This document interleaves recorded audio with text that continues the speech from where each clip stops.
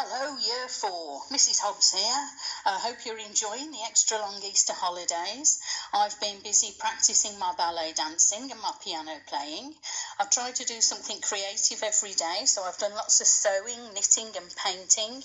I've also read lots of new books, and I can now add this exciting adventure to my book list. I opened my wardrobe the other day to find a lion and a witch in there. I said, "What are you doing in my wardrobe?" And they said, "None of your business." Now, kids, get outside and listen to the birds sing. That's another lockdown pleasure for me. Chapter 9, In the Witch's House. And now, of course, you want to know what had happened to Edmund. He had eaten his share of the dinner, but he hadn't really enjoyed it because he was thinking all the time about Turkish delight. And there's nothing that spoils the taste of good, ordinary food half so much as the memory of bad magic food. And he heard the conversation and he hadn't enjoyed it much either because he kept on thinking that the others were taking no notice of him and trying to give him the cold shoulder. They weren't, but he imagined it. And then he had listened until Mr Beaver had told them about Aslan, and until he'd heard the whole arrangement for the meeting, Aslan and the stone table.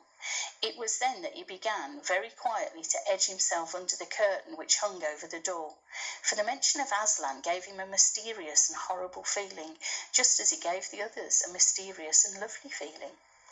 Just as Mr Beaver had been repeating the rhyme about Adam's flesh and Adam's bone, Edmund had been very quietly turning the door handle, and just before Mr Beaver had begun telling them that the White Witch wasn't really human at all, but half a djinn and half a giantess, Edmund got outside into the snow and cautiously closed the door behind him. You mustn't think, even now, that Edmund was quite so bad as he actually wanted his brothers and sisters to be turned into stone. He did want Turkish delight and to be a prince, and later a king, and to pay Peter back for calling him a beast.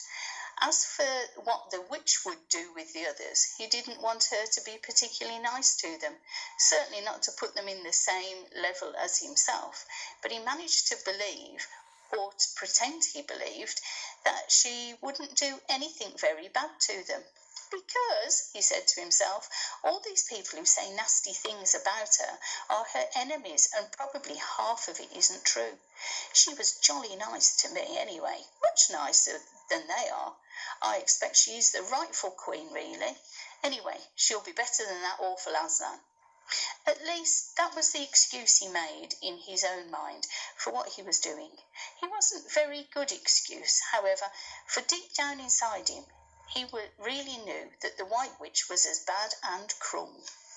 The first thing he realised when he got outside and found the snow falling all around him was that he had left his coat behind in the beaver's house, and of course there was no chance of going back to get it. The next thing he realised was that the daylight was almost gone, for it had been nearly 3 o'clock when he had sat down for dinner, and the winter days were short. He hadn't reckoned on this, but he had to make the best of it, so he turned up his collar and shuffled across the top of the dam. Luckily, it wasn't so slippery since the snow had fallen, to the far side of the river. It was pretty bad when he reached the far side. It was growing darker every minute. And what with that, and the snowflakes swirling all around him, he could hardly see 3 feet ahead. And then, too, there was no road. He kept slipping into the drifts of snow and skidding on frozen puddles and tripping over fallen tree trunks and sliding down the steep banks and barking his shins against the rocks till he was wet and cold and bruised all over. The silence and the loneliness were dreadful. In fact, I really think he might have given up the whole plan and gone back and owned up and made friends with the others if he hadn't happened to say to himself, "When I'm king of Narnia, the first thing I shall do is make some decent roads." And of course that set him off thinking about being a king and all the other things that he would do, and this cheered him up a good deal. It just settled into his mind what sort of palace he would live in, and how many cars, and all about his private cinema, and where the principal railroads would run, and what laws he would make against beavers and dams. And he was putting the finishing touches to some schemes for keeping Peter in his place when the weather changed. First the snow stopped, then a wind sprang up, and it became freezing cold. Finally the clouds rolled away and the moon came out. It was a full moon, and shining on all that snow, it made everything almost as bright as day, only the shadows were rather confusing. He would never have found his way if the moon hadn't come out by the time he had got to the other river. You remember he had seen, when they first arrived at the beavers, a small river flowing into the great one lower down. He now reached this and turned to follow it up, but the little valley down which it came was much steeper and rockier than the one he had just left, and much overgrown with bushes, so that he could not have managed at all in the dark. Even as it was, he got wet through, for he had to stoop under low branches, and great loads of snow came sliding off onto his back. And every time this happened, he thought more and more how he hated Peter, just as if all this had been Peter's fault. At last he came to a part where it was more level, and the valley opened out, and there on the other side of the river, quite close to him, in the middle of a little plain between two hills, he saw what must be the White Witch's house. And the moon was shining brighter than ever, and the house was really a small castle. It seemed to be all towers, little towers with long pointed spires and sharp as needles. They looked like huge dunces' caps or sorcerers' caps. Excuse me. And they shone in the moonlight, and their long shadows looked strange on the snow. Edmund began to be afraid of the house, but it was too late to think of turning back now. He crossed the river on the ice and walked up to the house. There was nothing stirring, not the slightest sound anywhere. Excuse me. Even his own feet made no noise on the deep, newly fallen snow. He walked on and on, past corner after corner of the house, and past turret after turret to find the door. He had to go right round to the far side before he found it. It was a huge arch, but the great iron gate stood wide open. Edmund crept up to the arch and looked inside into the courtyard, and there he saw a sight that nearly made his heart stop beating. Just inside the gate, with the moonlight shining on it, stood an enormous lion, crouched as if it was ready to spring. And Edmund stood in the shadow of the arch, afraid to go on and afraid to go back, with his knees knocking together. He stood there so long that his teeth would have been chattering with cold, even if they had not been chattering with fear. How long this really lasted, I don't know, but it seemed to Edmund to last for hours. Then, at last, he began to wonder why the lion was standing so still, for it hadn't moved 1 inch since he first set eyes on it.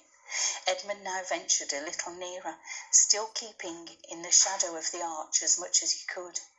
He now saw, from the way the lion was standing, that it couldn't have been looking at him at all. But supposing it turns its head, thought Edmund. In fact, he was staring at something else, namely a little dwarf who stood with his back to it about 4 feet away. Aha, thought Edmund, when it springs at the dwarf, then it will be my chance to escape. But still the lion never moved, nor did the dwarf. And now at last Edmund remembered what the others had said about the White Witch turning people into stone. Perhaps this was only a stone lion. As he stood, as he thought of what he noticed, that the lion's back and the top of its head were covered with snow. Of course it must only be a statue.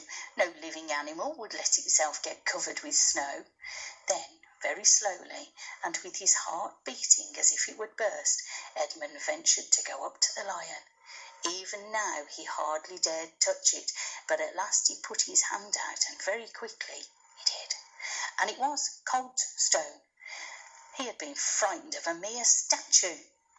The relief which Edmund felt was so great that in spite of the cold he suddenly got warm all over, right down to his toes, and at the same time there came into his head what seemed a perfectly lovely idea. Probably, he thought himself, this is the great lion Aslan that they was all talking about. She's caught him already and turned him into stone. So, that's the end of all the fine ideas about him. He was afraid of Aslan, and he stood there gloating all over the stone lion, and presently he did something very silly and childish. He took a stump of lead pencil out of his pocket and scribbled a moustache on the lion's upper lip, and then a pair of spectacles on his eyes. Then he said, "Yeah, silly old Aslan, how do you like being a stone? You thought yourself so mighty fine, didn't you?" But in spite of the scribbles and on the face of the great stone beast, he still looked terrible and sad and noble, staring up at the moonlight that Edmund didn't really get any fun out of jeering at it. He turned away and began to cross the courtyard. As he got into the middle of it, he saw that there were dozens of statues all about, standing here and there, rather as the pieces stand on a chessboard when it is halfway through a game. There were stone satyrs and stone wolves, bears and foxes, and catamountains of stone. There were lovely stone shapes that looked like women, but who were really the spirits of trees. There was the great shape of a centaur and a winged horse and a long, lithe creature that Edmund took to be a dragon. They all looked so strange, standing there perfectly lifelike and also perfectly still in the bright, cold moonlight, that it was eerie work crossing the courtyard. Right in the middle stood a huge shape like a man, but as tall as a tree, and a fierce face and a shaggy beard, and a great club in its right hand. Even though he knew it was only a stone giant and not a live one, Edmund did not like going past it. He now saw that there in the dim light, showing from the doorway on the far side of the courtyard, he went to open it. There was a flight of stone steps going up to an open door. Edmund went up. Across the threshold lay a great wolf. It's all right, he kept saying to himself. It's only a stone wolf. It can't hurt me. And he raised eagerly forward. How dare you come alone, said the witch in a terrible voice. Did I not tell you to bring the others with you? Oh, please, Your Majesty, said Edmund. I've done the best I can. I've brought them quite close. They're in the little house at the top of the dam just over the river with Mr. and Mrs. Beaver. A slow, cruel smile came across the witch's face. Is this all your news? She asked.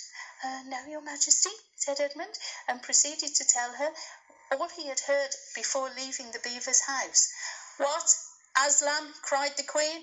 Aslan, is this true? If I find you have lied to me. Please, I'm only repeating what they said, stammered Edmund. But the Queen, who was no longer attending to him, clapped her hands. Instantly the same dwarf whom Edmund had seen with her before appeared. Make ready your sledge, ordered the witch, and use the harness without bells.